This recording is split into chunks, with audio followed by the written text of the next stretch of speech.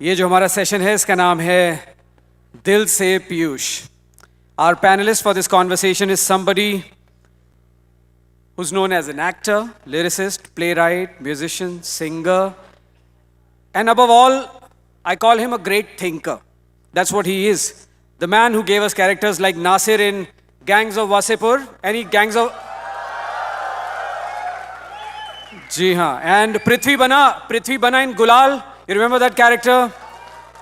He's the man responsible for songs like Husna, Ek Bagal Mein Chand Hoga. Yeah. Ladies and gentlemen, we have with us as our first expert guest for this panel, Shri Piyush Mishra. A big round of applause for him. And asking him questions and having a chat with him is his friend and another theatre personality, Salim Arif Sahab, who's a renowned thespian, several award-winning plays under his belt.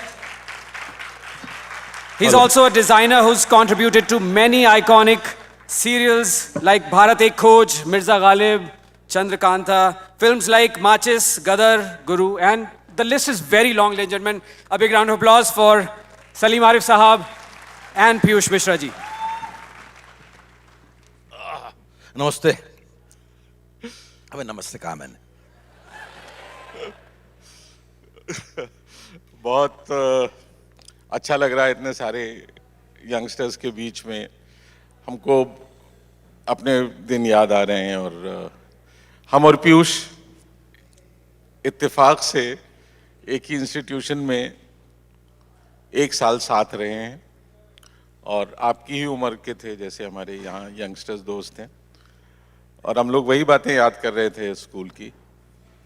आज तकरीबन 40 साल बाद यहाँ बैठकर अंदाज़ा करना कि जहाँ से हमने शुरू किया था और जहाँ पहुँचे, एंड पीयूष इसमें कोई शक नहीं है हमारे इंस्टीट्यूशन से भी और नेशनल स्कूल ऑफ ड्रामा से जितने पास आउट्स हुए हैं उनमें और हमारे देश में इतने मल्टी टैलेंटेड लोग बहुत कम हुए हैं जितने पीयूष हैं. पीयूष को आप बतौर अभिनेता तो जानते ही हैं, बतौर लिरिसिस्ट भी जानते हैं, बतौर प्लेराइट भी जानते हैं, बतौर स्टेज डायरेक्टर भी जानते हैं और बतौर सिंगर भी जानते हैं. और इतने सारे गुण लेकर ये जब आए थे तो शुरुआती दौर से अगर हम करें पीयूष बात, तो जब फर्स्ट ईयर एनएसडी आपने रैगिंग ली थी मेरी. मैंने रैगिंग की थी. बहुत गंदी रैगिंग ली थी आपने. उसके लिए मैं माफी मांग सकता हूँ, दैट्स ऑल. लेकिन वो जब पीयूष आप आए थे, हाँ जी, तो क्या सोच या क्या विजन लेके इंस्टीट्यूट? अरे मैं तो यार देखो, मैं तो मेरा नाम पीयूष मिश्रा है, मैं बड़ा खड़का हुआ बंदा हूँ. मैं जो है बड़ा कंफ्यूज दिमाग से आया था एनएसडी, नेशनल स्कूल ड्रामा. उसके पहले बहुत सारी चीज़ें करता था मैं. मेरे को खुदा ने दिया था ये चीज़ें, मुझे भगवान ने दी थी. मैं पत्थर उठाता तो वो मूर्ति बन जाती, मैं ब्रश उठाता तो पेंटिंग बन जाती, मैं गाना गाता तो मैं कलम उठाता तो पोट्री बन जाती, मैं सितार बजाया करता था, मैं वॉलन बजाया करता था, लेकिन चैन किसी में नहीं आया करता था मुझे. मैं बड़ा परेशान था कि मैं क्या करूं क्या नहीं करूं. मैं कर्ण की तरीके से था कि जो कवच कुंडल मिले थे, लेकिन उसको फ्रस्ट्रेशन था कि जो और लोगों को और बच्चों को खून क्यों नहीं निकलता, मुझे क्यों निकलता. तो इसलिए जो बड़ा परेशान था मैं. तो उसके बाद जब थिएटर करना शुरू किया मैंने, तो मुझे मालूम पड़ा कि यार थिएटर में मुझ जैसे बंदे पर, जिस बंदे के ऊपर उसके शहर के कुत्ते ने भी भौंकना स्वीकार नहीं किया था, उस पर जो है लोग बाग तालियां बजा रहे हैं. तो मुझे लगा कि यार ये तो इन्फिनिटी कॉम्प्लेक्स घटाने का बहुत अच्छा तरीका है. मैं 1975 में मैंने पहला पब्लिक प्रोडक्शन किया था, अरेबियन नाइट्स का प्ले था, और उसमें बहुत ही खूबसूरत कॉस्ट्यूम मुझे पहनने का मौका मिला था. अब मैं लोअर मिडिल क्लास का बंदा इतनी सुंदर कॉस्ट्यूम पहन रहा हूँ, ये मेरे औकात के बाहर की चीज़ थी. तो ये जो औकात के बाहर की चीज़ को पाने में, अच्छा मैं बहुत ही इंट्रोवर्ट बंदा था, बहुत पिटा हुआ बंदा था. हर बच्चा मुझे मार के चला जाया करता था, हर बंदा मुझे मार के चला जाया करता था. मैं इतना दबा कुचला बंदा था. उसके बाद में जब मैंने थिएटर किया तो मुझे मालूम पड़ा कि इसमें तो बहुत बढ़िया चीज़ है यार. आप हंसते हो, आप बोलते हो ऑडियंस को हंसो, हंसती है. आप कहते हो रो तो रोती है. तो ऐसे इस तरीके से करके मेरी जर्नी शुरू हुई. 1975 में मैंने पहला प्ले किया था. उसके बाद में 83 में मैंने बड़े मुश्किल से, बहुत मुश्किल से एनएसडी में एडमिशन लिया, नेशनल स्कूल ऑफ ड्रामा में. वहाँ पर मेरे सलीम भाई से मुलाकात हुई. ये सलीम भाई की बड़प्पन है कि मुझे आप करके बात कर रहे हैं, इन्हें तू करके बात करनी चाहिए मुझे कायदे से। तो वही संबंध थे इनके। और सलीम भाई जो है आपके, हम फर्स्ट ईयर में थे, ये थर्ड ईयर में थे, और उन सीनियर्स में से हैं जिन लोगों ने हमें बहू की तरीके से संभाल के रखा है। बिल्कुल बहू की तरीके से संभाल के रखा है। तो ये जर्नी है, जर्नी मेरी कोई खास नहीं है, और जितने अप एंड डाउन देखे और लोगों ने उतने मैंने भी देखे। बहुत ये बोलना बड़ा अनुचित होगा कि मैं एकदम से आ गया यहाँ तक। बहुत बहुत बहुत खतरनाक वक्त बताया मैंने, बहुत खतरनाक वक्त बताया, जैसा कि हर बंदा बताता है। जैसा कि अगर कोई बंदा किसी मुकाम पर पहुंच चुका है तो वो हर बंदा जो है इस खतरनाक वक्त से गुजरना पड़ता है उसको। तो उसे गुजर के आया, आज आपके सामने बैठा। इनकलाब जिंदाबाद। पीयूष, वो जो कॉम्प्लेक्सेस की जो आप बात कर रहे थे कि थिएटर से आपको एक तरह से पर्सनैलिटी डेवलप करने का एक मौका मिला और कॉन्फिडेंस बढ़ा और लोगों के साथ इंटरैक्ट करने का मौका मिला, और उससे आपकी जो रचनात्मकता थी, क्रिएटिविटी थी, उसको किस तरह का पॉजिटिव पुश मिला? अरे बड़े मिले, जब धक्के मिलते हैं, देखिए आप जब जिंदगी में जो है, जिंदगी में कूदते हैं ना अपने इंस्टीट्यूट्स को पार करने के बाद में, तब प्रकृति आपको थपेड़े मारती है, यहाँ से वहाँ से, इधर से उधर से, तगड़ा मारती है। तब आपको अपनी औकात समझ में आती है। मेरा नॉवल आने वाला है अभी कुछ 15 दिसंबर को आ जाएगा। वो ऑटोबायोग्राफी नॉवल है, उसका नाम ही है तुम्हारी औकात क्या है पीयूष मिश्रा। उसका नाम है तुम्हारी औकात क्या है पीयूष मिश्रा। तो मैं उसमें बिल्कुल नंगे स्वरूप में, जैसा मैं हूं, जैसी मैंने जिंदगी बिताई, वैसा आपके सामने हूं। तो उससे आपको सब मालूम पड़ जाएगा। लोग बुलाते हैं कि आपकी जर्नी कैसी रही, तो यार जर्नी बड़ी खतरनाक रही। अप्स एंड डाउन्स रहे, बहुत रहे। एलिवेशंस, डिप्रेशंस रहे, बहुत रहे, बहुत खतरनाक, बहुत ऊपर से। आपके एक बड़ा, मैं यंगस्टर्स को बताने में कभी भी संकोच नहीं करता कि मैं कभी शराब का शिकार था, अल्कोहलिज्म का शिकार था, जिसने मेरी जिंदगी में बहुत बहुत बहुत बहुत बहुत बहुत खतरनाक किस्म की जो है आपकी एक्सीडेंट्स लाए। उस सब से निकल के मैं आया हूँ आज की तारीख में। तो ये जो है, जितने भी आपकी जिंदगी में आपके थपेड़े मिलते हैं ना, उससे आपको सीखने का मौका मिलता है। आपको कहे कि आपको जिंदगी मिल गई, आप सीधे चले जाओगे, कोई टेंशन नहीं होगी, बिल्कुल पानी की तरह से क्लियर होगी जिंदगी, ऐसा किसी की जिंदगी में नहीं होता। ऐसा किसी और होता है तो इत्तेफाकन होता है, इत्तेफाकन बन जाते हैं स्टार। इत्तेफाक बनने के बाद में फिर परेशानी होती है कि इसको संभालें कैसे। स्टार बनना आसान होता है, उसको संभालना और बहुत मुश्किल होता है। सलमान खान, शाहरुख खान, आमिर खान, इन सब के साथ में प्रॉब्लम है कि अब इसको संभाल के कैसे रखा जाए। बन तो गए, इसको सस्टेन करना है। इससे बेहतर यह चक्कर में मत पड़ो संभालने के। अपनी जिंदगी जियो मस्ती से, ताबड़तोड़ अपनी जिंदगी जियो मस्ती से, कोई टेंशन नहीं है। आज की तारीख में मेरे पास में इतना पैसा है कि घर को चला सकता हूं, अपनी एक बीवी को, बीवी तो एक ही होती है खैर, अपनी एक बीवी को संभाल सकता हूं। अपने दो मेरे बेटे हैं, बड़े प्यारे बेटे हैं। मेरी कुतिया है विनी, बड़ी खूबसूरत बच्ची है वो। मेरे सैकड़ों दोस्त हैं, शराब के 2-3 पैग हैं, और अपनी जो है लंबी चौड़ी जिंदगी है, उसको आराम से जीता हूँ, कोई टेंशन नहीं पालता। अभी क्या यार, मैं मृत्यु का आभास कर चुका हूँ अपनी। 20 साल में मुझे मर जाना है। 20 साल से अधिक जिंदगी नहीं मेरी, 20 साल से अधिक जिंदगी नहीं मेरी, तो 20 साल में मुझे मर जाना। इसमें जो है क्या उलझन में रहा जाए, किसका बुरा किया जाए। अपनी जिंदगी जो मस्ती से जियो। Cinema is a very very lucrative profession Salim भाई। सिनेमा, पता नहीं क्यों लोग बोलते हैं कि हम जो है, हमारे अंदर दर्द है, हम खो जाते हैं सिनेमा करते हुए, हमारे अंदर पैशन है। अबे कुछ नहीं, पैसा कमाने के लिए आते हो, मानते क्यों नहीं हो?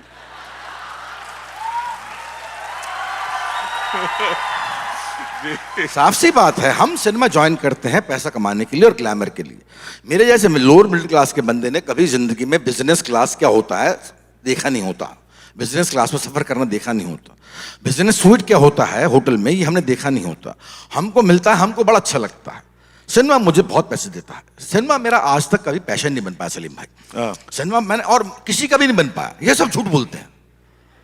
मैंने सबको देख लिया, सबकी जिंदगी में अच्छा सिनेमा भी है, बनाते हैं अच्छा सिनेमा, लेकिन उसके साथ में अर्थ यानी कि इकोनॉमिक्स यानी कि पैसा जुड़ जाता है। अच्छे सिनेमा के साथ में उन्हें पैसा भी चाहिए। छोड़ एक फुअड़ से, औधड़ से, क्रैक बंदे के जिसका नाम है अनुराग कश्यप। उस बंदे के अंदर साला आज तक कभी जो है, वो एक ही बंदा देखा मैंने, उसके अंदर जो है सिनेमा, मेरा सिनेमा फ्लॉप जाए चाहे हिट जाए, मैं वही बनाऊंगा जो मेरी मर्जी है। उसने हमेशा वही बनाया। उसका सिनेमा मुझे, अच्छा उसका सिनेमा मुझे हाल का सिनेमा पसंद नहीं आता। कुछ पिक्चरें पसंद आती हैं, कभी आधी पसंद आती हैं, कभी पूरी पसंद आती हैं, लेकिन पूरी पिक्चरें पसंद नहीं आती उसकी। लेकिन वो बंदा लगा हुआ है, अपने शर्तों पर सिनेमा बनाऊंगा। और बाकी लोग सिनेमा बना रहे हैं, लेकिन इसके साथ में अपेक्षा उनकी ये भी होती है कि उन्हें पैसे मिल जाए। हर बंदा जो है अपने घर को भरना चाहता है। तो मैंने पैसा कमा लिया, अब मैं जो है निकलता हूँ वहाँ से, जैसे कि मैंने बोला बकवास करने निकलता हूँ, अपने आराम से निकलता हूँ। नए बंदों से, नौजवानों में बड़ा बड़ा इंटरेस्ट है मेरा। नौजवान क्या कर रहे हैं, एस्पायरिंग नौजवान हैं, उनके अंदर बहुत क्यूरोसिटी है, क्या क्या है सिनेमा सर, कैसे बने, बड़े कैसे बने। तो बड़ा बनने के लिए तो यार एक ही तरीका है कि काम करो। एक बार किया गया कर्म बिना अपना फल दिए नष्ट नहीं होता, ये विवेकानंद ने कहा है। मैं जो है दिल्ली में थिएटर कर रहा था, 20 साल थिएटर किया मैंने।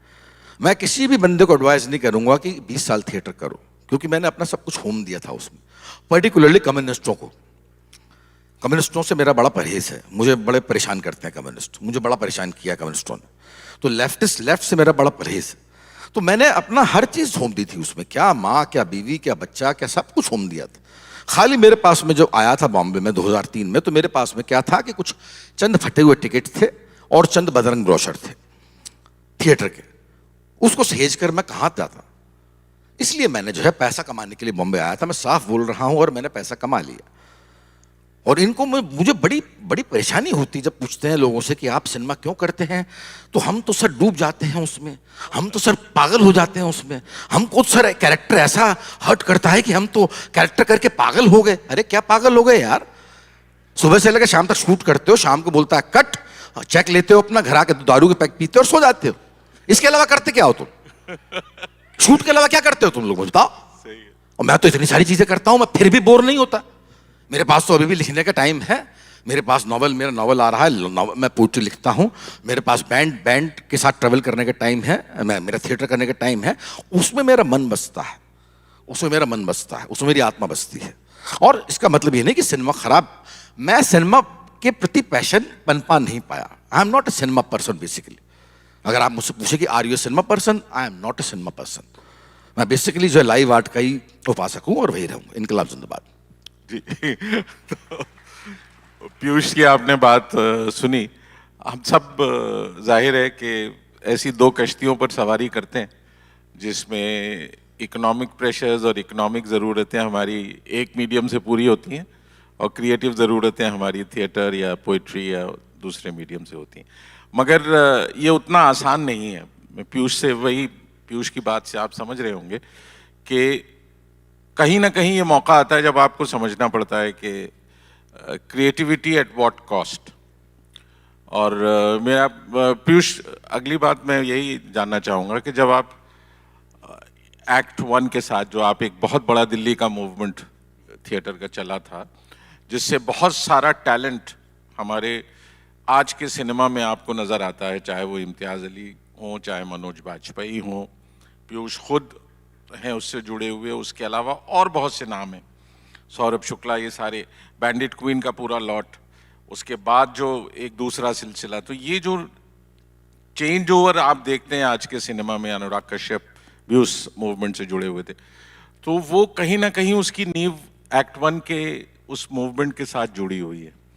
तो मैं ये जानना चाहता हूँ, जब आप लोग एक्ट 1 का वो मूवमेंट कर रहे थे या जो पैशनेटली लगे हुए थे, तो क्या ऐसा कंसर्न था कि आपको लगता था ये हमको करके दिखाना है? बिकॉज उस वक्त थिएटर भी बहुत अजीब सा हो रहा था। हाँ, मतलब एक्ट 1 अगर कोई उस वक्त का बंदा बैठा है दिल्ली में जो था उस वक्त, तो act 1 was a movement. Act 1 NSD से जब पास हुआ था मैं, तो मुझे समझ नहीं आ रहा था कि इसको आजमाऊं कहाँ पर, जो कुछ मैंने सीखा एनएसडी में। फ्रिट्ज बेनेविट्स जैसे टीचर मिले, अब उसको आजमाऊं कहाँ पर। वहाँ गया, बॉम्बे 1 साल के लिए गया था मैं, बड़ा पिट के आया वहाँ से। 89 में गया था, 90 में आ गया था, फटे हाल, भूखा, कपड़े फटे हुए, 15 दिन से नहाया नहीं, बहुत खराब स्थिति में आया था। तो मुझे मालूम पड़ा कि मैं सिनेमा के लिए तैयार नहीं हुआ अभी। वहां पर फिर एक्ट 1 शुरू हुआ। Act 1 was a history. अगर आपको मालूम नहीं है तो मैं आपको बतला दूं कि act 1 was a history. Manoj Bajpayee, Ashish Vidyarthi, मैं खुद था, अभी रिसेंट लॉट में हुमा कुरैशी वगैरह, ये सब जो है एक्ट 1 से बिलोंग करते हैं। एक्ट 1 बहुत देर तक चला। एक्ट 1 बहुत ही हसीन ग्रुप था। एक्ट 1 से हर बंदा इंस्पायरेशन ले। एक्ट 1 ने कमाल कर दिया था। एक्ट 1 ने ऐसे ऐसे प्लेस किए थे जो हम सोच भी नहीं सकते, और बिना किसी हेल्प के, बिना किसी इकोनॉमिक हेल्प के। एनएसडी रेपर्टरी झुक गई थी कि यार ये कौन लोग हैं, कहाँ से पैसा लाते हैं, इतना बड़ा ग्रुप है, 60 लोगों का ग्रुप था, और हम लोग प्ले करते थे। बस दिक्कत ये होगी कि हमने बहुत ज़्यादा प्ले कर ली। दिक्कत ये होगी कि मैंने पर्टिकुलरली, मुझे मेरे ख्याल से 4-5 साल थिएटर करके छोड़ देना चाहिए था, या 6 साल करके या 7 साल करके। मैं लगा रहा, मुझे 20 साल बीत गए, 20 साल बीत गए। अच्छा, एक्ट वन बहुत बहुत खूबसूरत ग्रुप था जब तक कि वो लेफ्ट ओरिएंटेड नहीं हो गया था। बहुत हसीन ग्रुप था, डेमोक्रेटिक ग्रुप था। धीमे धीमे करके जो है मैंने अपनी आंखों के सामने एक्ट वन को बदलते हुए देखा। एक्ट वन कम्युनिस्ट ग्रुप हो गया था। कम्युनिस्टों ने फिर जो है ऐसी की तैसी कर दी। कम्युनिस्टों ने जो है खून चूस लिया हमारा, मेरा तो पर्टिकुलरली खून चूस लिया। 2003 तक आते आते मुझे भूख बहुत लगने लगी। भूख पहले भी लगती थी, लेकिन उसका एहसास होने लगा कि यार भूख लग रही है, मुझे खाना खाना। तो लोग बात पूछते कि पहले मुझे खाना खिलाने वाले मिल जाया करते थे, लेकिन अब जो है आपके मतलब अपने बूतों पर खाना खाना, अपनी बीवी को खाना खिलाना, अपनी माँ को खाना खिलाना, अपने बेटे को खाना खिलाना, ये जो है मेरे लिए जो है दुर्गम सत्य बन गया था। तो वो करते करते एक्ट वन से बहुत मदद मिली। जो कुछ सीखा मैंने एक्ट वन से सीखा। उसके बाद में जब भूख लगने लगी तो मुझे लगा कि यार अब मेरे सारे साथी ये लोग स्टार बन चुके थे। मनोज वाजपेयी की सत्या आ चुकी थी, आशीष की ध्रुवकाल आ चुकी थी, सब लोग स्टार बन चुके थे। इन सब का कहना था कि आ जा, लेकिन मुझे मजा आ रहा था। लेकिन अपने मजे के मतलब किस चीज की कॉस्ट पर है यार? आप क्या मतलब अपनी माँ को भेंट चढ़ाओगे आपके अपने मजे की कॉस्ट पर? हमें कोई हक नहीं बनता कि हम अपने परिवार को भेंट चढ़ाएं। हमारा फर्ज बनता है कि अपने परिवार का पेट भरे, उसके बाद में कहीं जाकर हम थिएटर करें। आज मैं थिएटर करता हूं, आज मेरा परिवार सुखी है। आज मैं जम के थिएटर करता हूं, जम के लिखता हूं, जम के बैंड के साथ ट्रेवल करता हूं। आज मेरा परिवार सुखी है। आज उन्हें किसी भी चीज की जरूरत नहीं है। आज मेरे सैकड़ों दोस्त सुखी हैं। आज उनकी मदद करने के लायक हूं मैं, क्योंकि उन लोगों ने मेरी उस वक्त मदद की थी जब मेरे पास में पैसे नहीं थे। आज मेरी जिम्मेदारी है उनकी मदद करना। तो मुझसे अभी जो है कोई दुखी नहीं है। अगर बहुत ही 3-4 वो एक संस्कृत कवि हैं जिनके हिसाब से जो है कुछ एक लोग ऐसे होते हैं जो हर बंदे से दुखी रहते हैं। तो 3-4 बंदे होंगे दुनिया में जो आपके हर बंदे से दुखी रहना पसंद करते हैं। अदरवाइज हर बंदा मुझसे खुश है। तो एक्ट वन ने बुनियाद डाली थी, एक्ट वन ने बीज बोया था। एक्ट वन एनके मेरा दोस्त था, आज बड़े रेफरेंसेस हैं उससे, लेकिन एनके शर्मा मेरा अजीज दोस्त था। वो आज बहुत डिफरेंसेस हैं लेफ्ट को लेकर, लेकिन उसने जो सिखाया है उसको मैं कभी भूल नहीं सकता। मनोज के साथ में, मनोज वाजपेयी के साथ में, अभी तो आप उसको देखते हैं सिनेमा में थिएटर करते हुए। नसीरुद्दीन शाह और मनोज वाजपेयी दोनों से मेरे डिफरेंसेस हैं, लेकिन थिएटर करते हुए इतने बैंकेबल, इतने डिपेंडेबल एक्टर्स मिलने बहुत कम है। क्या डिपेंडेबल एक्टर है? मतलब आपका सीन नहीं खाता, आप लाइन भूल जाओ आपकी मदद करता है, आप स्पेसिंग भूल जाओ आपकी मदद करता है, आपका हाथ पकड़ के खींच लेता है, कभी सीन नहीं खाते दो, आपकी मदद करते हैं। इतने बढ़िया को एक्टर्स मिलने बहुत ही मुश्किल होते हैं। तो ये जो है एक्ट वन से बुनियाद पड़ी। फिर धीमे धीमे करके फिर मैंने an evening with Piyush Mishra करके, मैं जब ग्रुप थिएटर छूट गया मुझसे, तो मुझे लगा कि यार अब ग्रुप नहीं बनाऊंगा, अब अकेले करूंगा। तो फिर सवाल आया कि अकेले क्या करोगे? तो मैंने 3 पीसेस उठाए, दुविधा, वॉट एवर हैपेंड टू बेटी लेमन, और एक था कौन सा पुराने दिन निर्मला वर्मा की कहानी थी। ऐसे करके 3 पीसेस हो गए 3 घंटे के। 3 घंटे का सोलो परफॉर्मेंस मैं दिल्ली में करता था, जिसका नाम था an evening with Piyush Mishra, और जम के करता था। करते करते उससे भी ऊब गया, थक गया। उसके बाद में मैंने कैंपस थिएटर करना शुरू किया, उससे भी ऊब गया। हुआ 3-4 साल, उससे भी ऊब गया। फिर सामने शक्ल दिखाई देने लगी मेरी बीवी की, मेरी माँ की और मेरे बेटे की। फिर मुझे लगा कि बॉस ये तो गलती हो गई, तुमने बहुत बड़ी गलती कर दी। इनकी कॉस्ट पर जो है थिएटर करने का तुम्हें हक नहीं है। तब मैंने इनके बारे में सोचना शुरू किया। आज की तारीख में बहुत ही भला पति हूँ, बहुत ही भला बेटा हूँ। अपनी माँ तो नहीं है खैर, बहुत ही भला बाप हूँ। आज जो है हर बंदा मुझसे खुश है। That's all. अच्छा पीयूष, एक बहुत इंपॉर्टेंट बात आपने अभी कही, आइडियोलॉजी और आर्ट के रिश्ते को लेकर।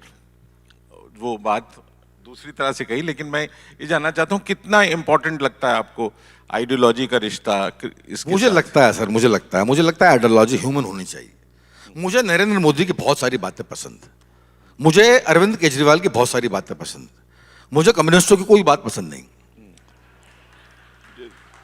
है ना।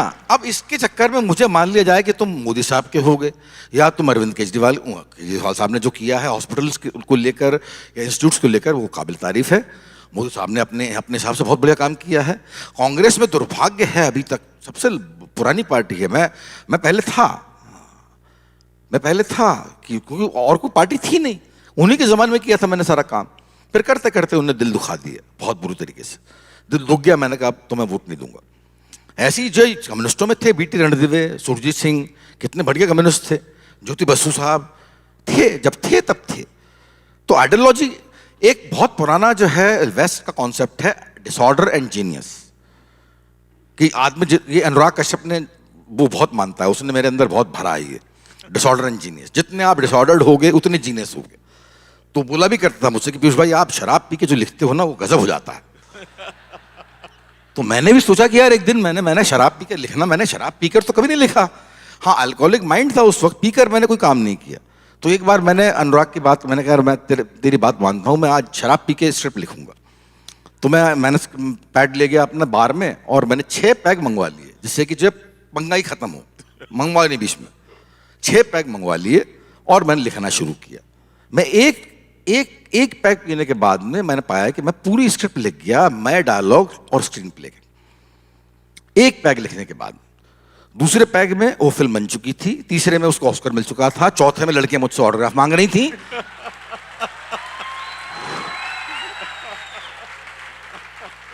और छठे पैग के बाद में मैं नीचे गिरा हुआ था और सुबह उठकर देखा तो स्क्रिप्ट में एक शब्द नहीं लिखा गया था।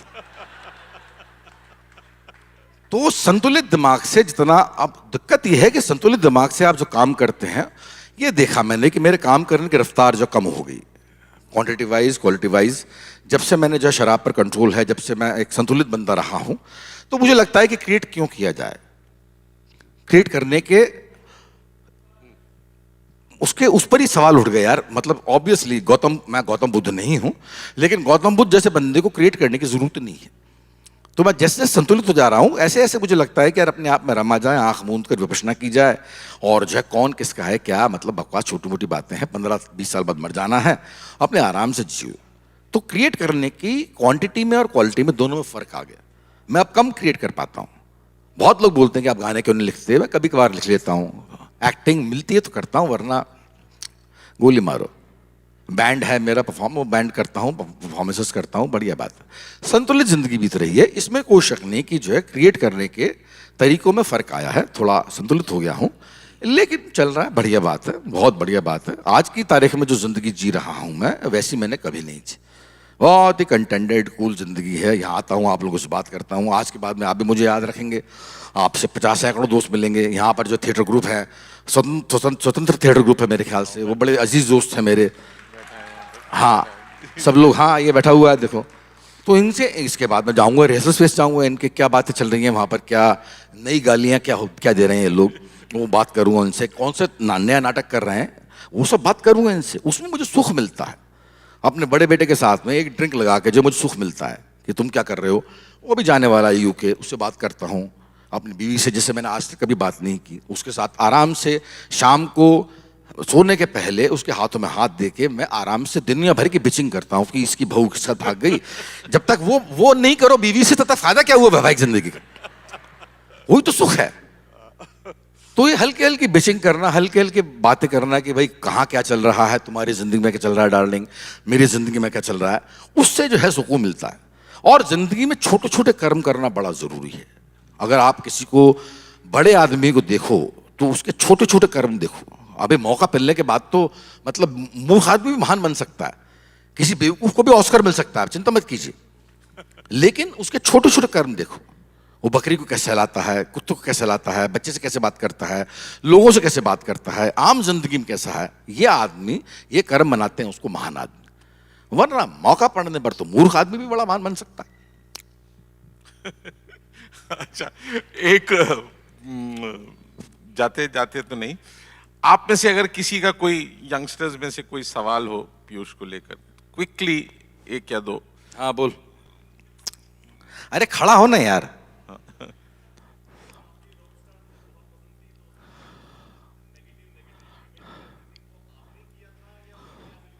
नहीं, इम्तियाज की सोचते, नेगेटिव टर्म तो वही लाया था।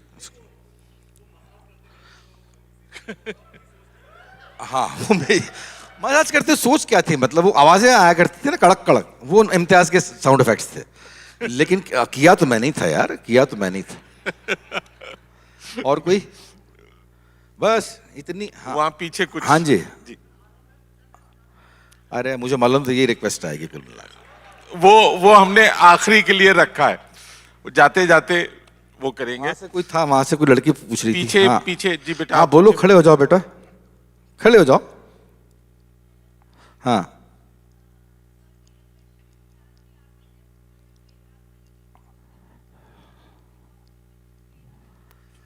अरे पढ़े हैं मतलब, लेकिन मैं आई डोंट केयर, मैं चिंता नहीं करता उसकी। जब मैं किसी का कुछ बिगाड़ नहीं रहा यार, जब मैं किसी का कुछ बिगाड़ नहीं रहा तो कोई मेरा क्या बिगाड़ेगा और क्या करेगा? इनकम टैक्स रेट बढ़वा देगा मेरे घर में। मेरे घर में पैसा कितना है साला? तो इतना धनी मानी नहीं हूं मैं। जस्ट जो है आपके मतलब अपने गुजारा लायक पैसा है मेरे पास में, और इससे अधिक जो अपेक्षाएं भी नहीं है। आप बहुत बड़े स्टार बनना चाहें, आप बन गए यार। जितने बड़े स्टार बनना, स्टार क्या थे? स्टार तो वो होता है जिस पर प्रोड्यूसर पैसा लगाता है। मैं स्टार भी नहीं। 5 लोग जानते हैं, पूछ लेते हैं, कदर करते हैं, दैट्स ऑल। इसके आगे अपेक्षाएं नहीं है जिंदगी। पहले थी जब सिनेमा ज्वाइन किया था कि हम ग्लैमर भी कमाएंगे। मैंने एक्चुअली, मुझे गुलाल happened when I was 46 years old. जब मैं 46 साल का था तब गुलाल हुई थी। तो जो है, जो जिस उम्र में जो है आप स्टार बनने के बाद में जो सुख होते हैं, स्टार बनने के बाद में कुछ सुख होते हैं, समझ रही हो? स्टार बनने के बाद में कुछ सुख कमाए जाते हैं, तो उस सुखों से मैं जो है उबर चुका था। तब तक मैं जो है मस्त हो चुका था कि यार ये वो सुख जो है मैं सारे बम्बई दिल्ली में लेकर आया था 20 साल में, तो मैं जो है यहाँ पर तब तक उबर चुका था उनसे, तो मस्त हो चुका था। तो इसलिए जो अभी अपेक्षाएं नहीं है जिंदगी से बहुत ज्यादा कि जो इतने बड़े बन जाए उतने बड़े बन जाए, जितने हैं उतने हैं। और लगातार काम तो लगातार कर रहा हूं। और ये नौजवानों से मेरा निवेदन है कि काम लगातार करते रहो, उसी में जिंदगी। एक बार किया गया कर्म बिना अपना फल दिए नष्ट नहीं हो सकता। जी एक सवाल और फिर विल कंटिन्यू। जी जोर से बोल।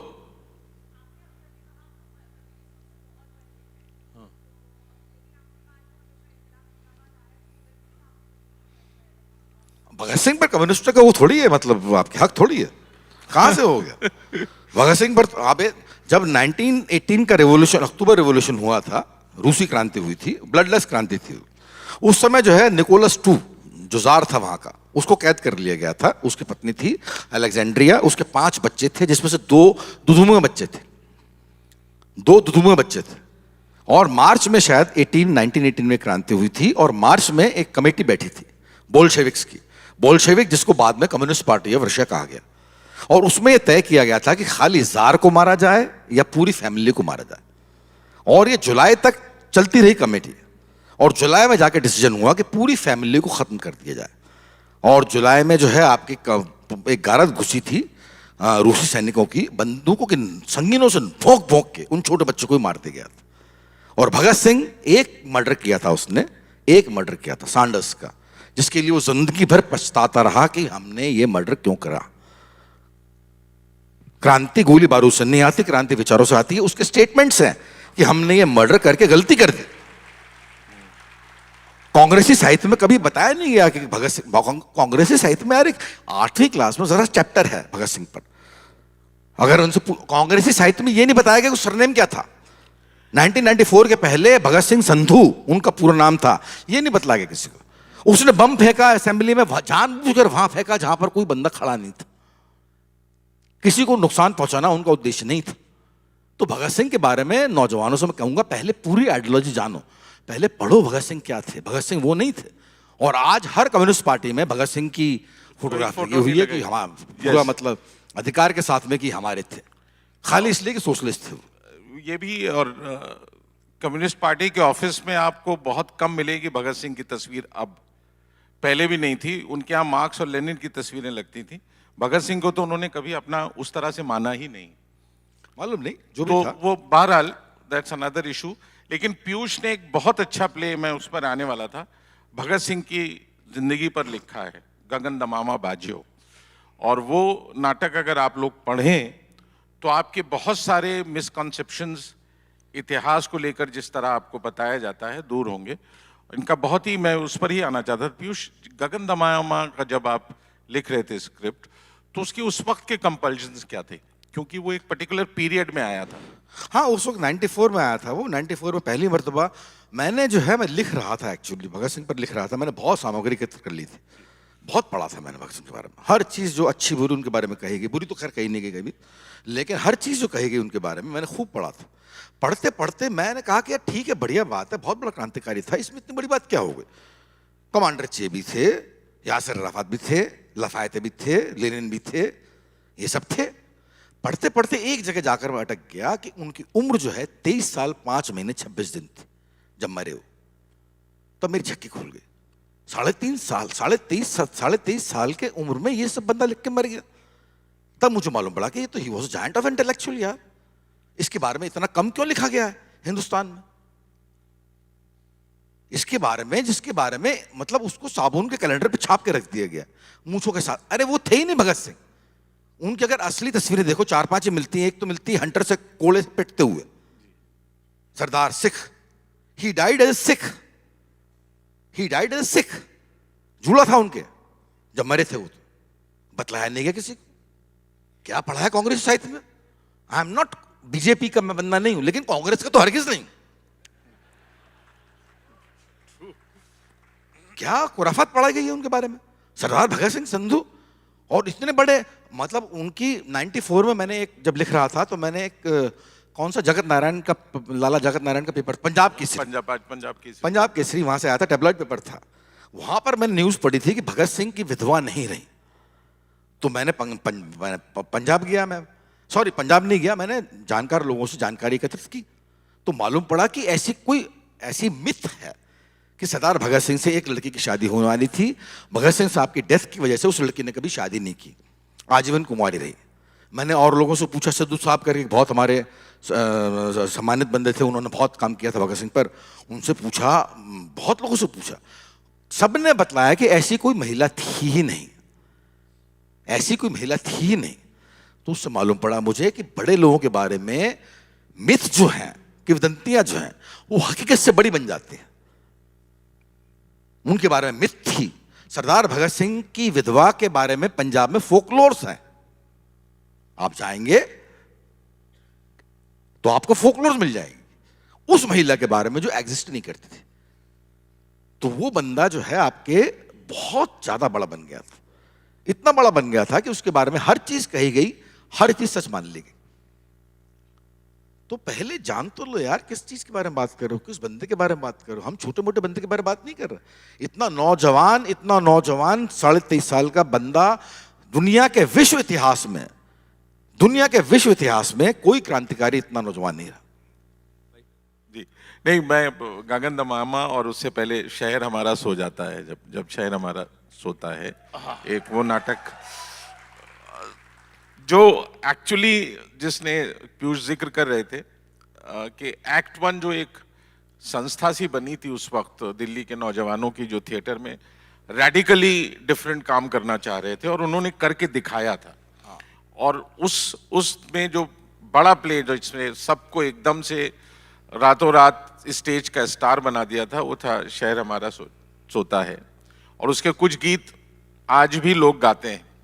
और उसके बाद फिर गगन दमामा जब ये लोग कर रहे थे, दूसरा इम्पोर्टेंट प्ले, वो भगत सिंह का प्ले मुझे इसलिए भी इम्पोर्टेंट लगता है क्योंकि उसमें इतनी इंटरेस्टिंग एनालिसिस है डिफरेंट पॉइंट ऑफ व्यू से कि आपको लगता है कि आप किसी एक अच्छे पढ़े लिखे डिबेट में बैठे हैं उस नाटक को देखते हुए। तो कहीं से भी ये नहीं लगता कि एक शख्सियत को आप लार्जर देन लाइफ बनाने की कोशिश कर रहे हैं, बल्कि आप उस शख्सियत के जहन को, उसके दिमाग को समझने की कोशिश कर रहे हैं। और एक 23 साल के नौजवान के दिमाग को उस तरह से देखना और समझना, वो मैच्योरिटी पीयूष ने उस उम्र में दिखाई थी राइटिंग की, जो मुझे लगता है आज भी हमारे चर्चा कम होती है अनफॉर्चुनेटली, क्योंकि वो खेला बहुत कम गया है नाटक। लेकिन वो नाटक बहुत इंपॉर्टेंट लैंडमार्क इसलिए भी है कि उसने पहली दफा हमारी जो पॉपुलर मिथ मेकिंग हिस्ट्री है उसको अपनी तरह से देखने की कोशिश की थी। मैं इसीलिए लगता है मुझे दोनों प्ले, जब हम बात करते हैं वेस्ट साइड स्टोरी के उस रेडिकल एडेप्टेशन की, जो अपने आप में वेस्ट साइड स्टोरी से शुरू होकर अपना एक नाटक बन गया था, उस नाटक में भी जो कंसर्न्स पीयूष के बतौर राइटर थे, जो टीम के बतौर सोशल रिस्पॉन्सिबल सिटीजन्स थे, वो सारे स्टेटमेंट बड़ी खूबसूरती से उन दोनों प्लेज में आए थे।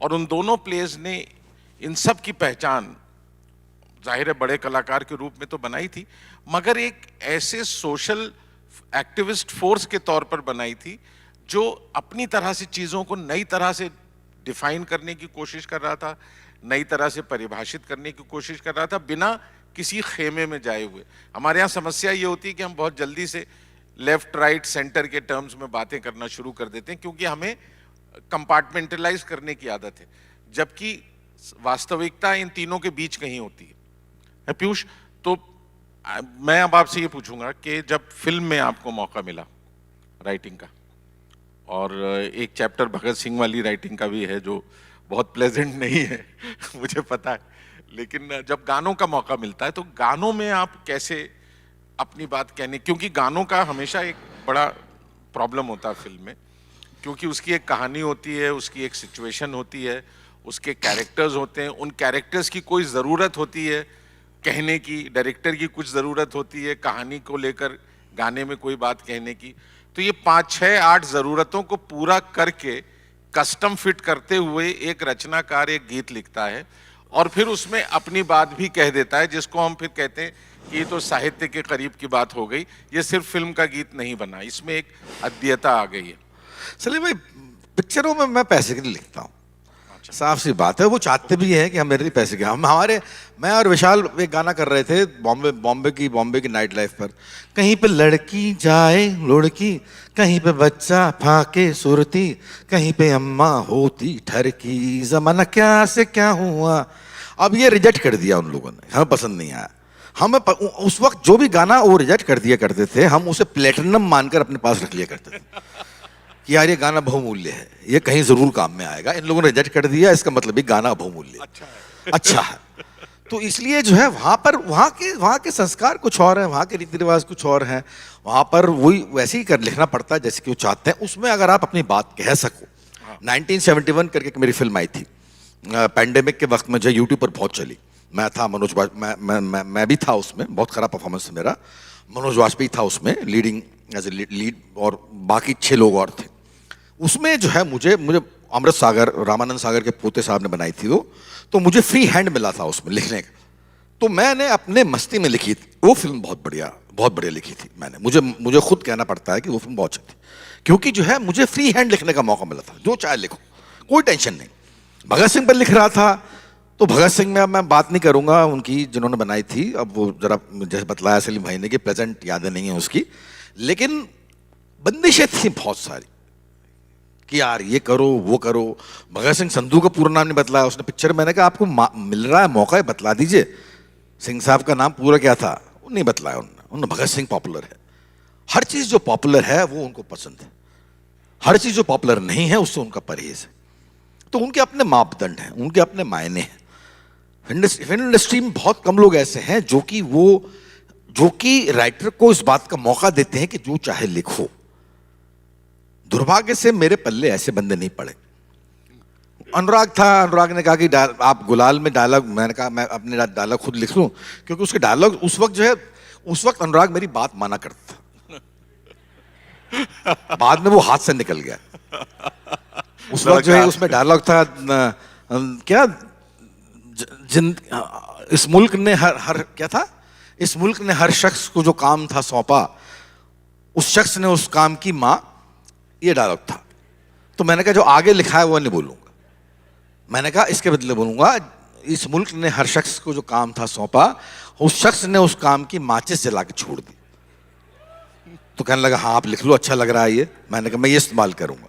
फिर गैंग्स ऑफ वासेपुर तक आते आते वो कंप्लीटली हाथ से निकल गया। फिर उसने कहा कि अब आपको वही बोलना पड़ेगा जो कि मैं बोल रहा हूं। तो मैंने कहा सर जैसी आपकी मर्जी, आप डायरेक्टर हो। तो फिर मैंने वही बोला। तो ऐसे बहुत कम लोग हैं जो आपको खुले हाथ से लिखने का मौका देते हैं, नहीं देते लोग बाग। और वो जगह बहुत हसीन जगह है और बहुत खूबसूरत जगह है। Cinema is a very lucrative business. Acting इतनी आसान, सिनेमा एक्टिंग से आसान पैसा दुनिया के किसी प्रोफेशन में नहीं है। इसलिए लोग बाग 25-25 साल इंतजार करते हैं पहला ब्रेक पाने के लिए। एक रात पहले आप कुछ नहीं है, एक रात बाद में आप सब कुछ है, सब कुछ है। 6 बॉडीगार्ड्स हैं आपके पीछे, बिजनेस क्लास टिकट है आपके पीछे, बिजनेस स्वीट है आपके पीछे, अब तो चार्टर है। सैकड़ों लड़कियां हाथ बढ़ा रही हैं ऑटोग्राफ के लिए। आप पॉपुलर हो जाते हैं, ग्लैमर है उसमें, लेकिन पहले कुछ नहीं। तो इसलिए लोग वाग इतना लंबा स्ट्रगल करना अफोर्ड कर लेते हैं सिनेमा में। ये सवाल क्या था मैं भूल गया। नहीं चलो छोड़ो, मैं सिर्फ अब चलते चलते मुझे लगता है आरंभ से शुरू करते हैं। आराम सुनोगे?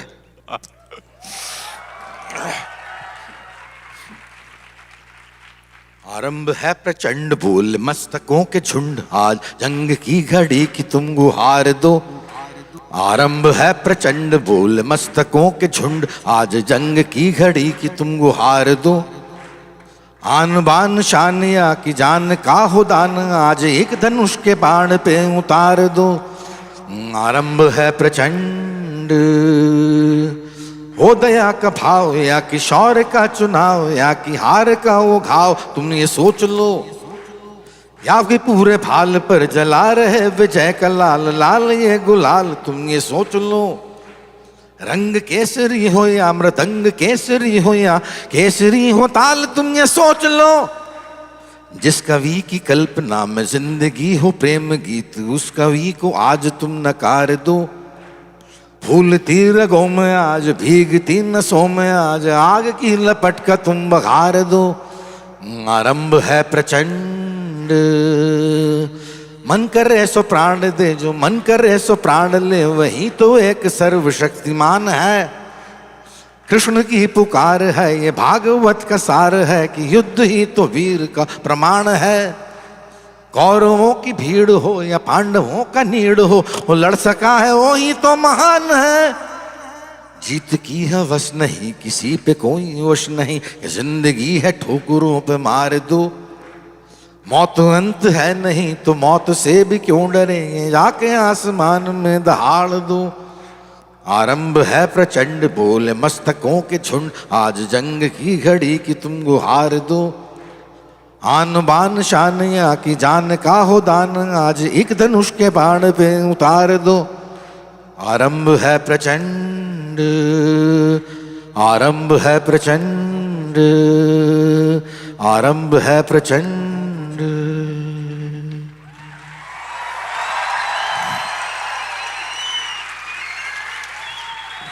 Thank you. Come on, louder, Pune, come on. Salim Arif Sahab, Piyush Mishra ji at the Deccan Literature Festival 2022, ladies and gentlemen. Come on, yes, that is what this panel deserves. A standing ovation right from the beginning. Arambh वाकई प्रचंड है. How beautiful was this session?